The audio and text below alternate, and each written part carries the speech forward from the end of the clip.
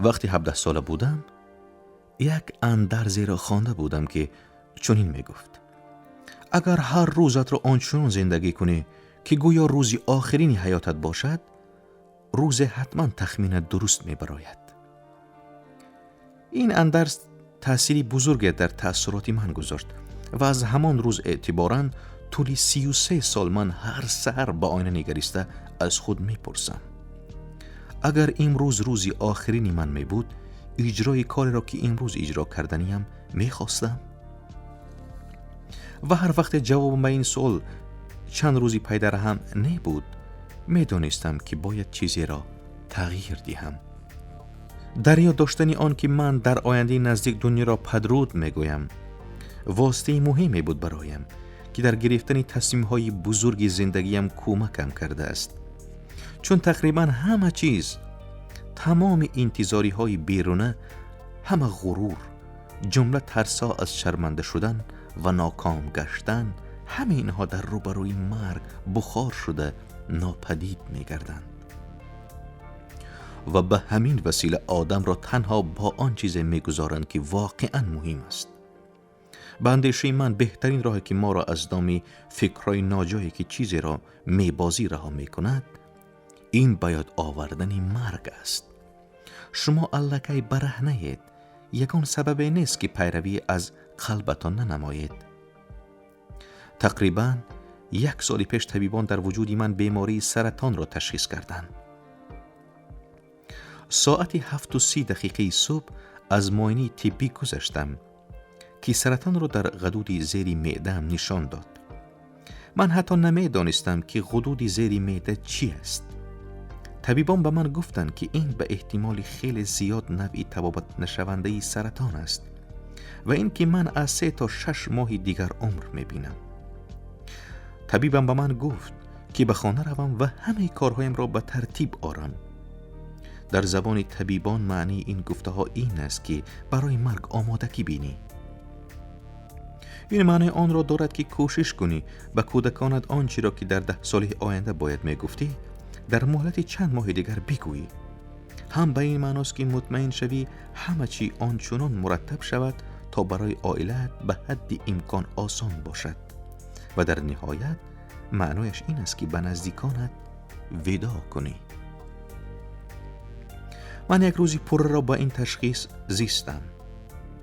بیگاه آن روز مرا بیوپسی کردند، یعنی با اندوسکوپ توسط گلو و معده‌ام بر روده هایم سوزنی را خلانیده نمونه از ورم سرطان گرفتند. من در حالت مدهوشی بودم، اما همسرم که آنجا بود به من نقل کرد که وقت نمونه را زیر میکروسکوپ آزمایش کردند طبیبان به گریه آمدند، چون معلوم گشت که بیماری من یک نوع خیلی نادری سرطان بوده است که توسط جراحی تبابت می شود. من این جراحی را پس سر کردم و حالا صحت و سلامتم. آن زمان من در مسافه نزدیکترین با مرگ بودم و امید به آن می‌بندم که طول چند 10 سال دیگر از آن نزدیکتر نباشم. چه طوری گفتم، مرگ برایم یک کانسپسی فلسفی بود که در تصمیم گیری هایم کمکم میکرد. اما حالا که خودم بیماری را از سر گذرانیدم و به مرگ اینقدر نزدیک بودم، میتوانم به شما با دقیقیت بیشتری اندیشه های زیرین را گویم. هیچ کس نمیخواهد که بمیرد. حتی نفرانی که میخواهند به بهشت روند نمیخواهند بمیرند تا به آنجا روند. با وجود این، مرگ همین ما را با خود میبرد. کسی از او راه گریز نیافته است و همین طور هم باید باشد، چون مرگ یگانه و بهترین اختراع حیات است. او تغییر دهنده حیات است. او قدیمی را میبرد تا راه را برای نو تازه بگرداند. عین حال نو شمایید، اما روز در فرصتی نه آنقدر طولانی شما نیز آهسته آهسته پیر میگردید و راه را برای نسل‌های دیگر باز می‌نمایید. برای این سخن‌های غم‌انگیز بخشش می‌پرسم، اما این واقعیت است. فرصت شما کوتاه است.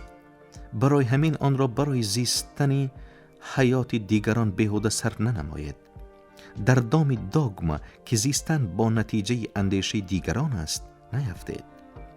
نگذارید که صدای دل شما در خشخش نظر دیگران غرق گردد و از همه مهمش جسارتی پیروی کردن از این قلب و اینتویتی خیش را داشته باشد.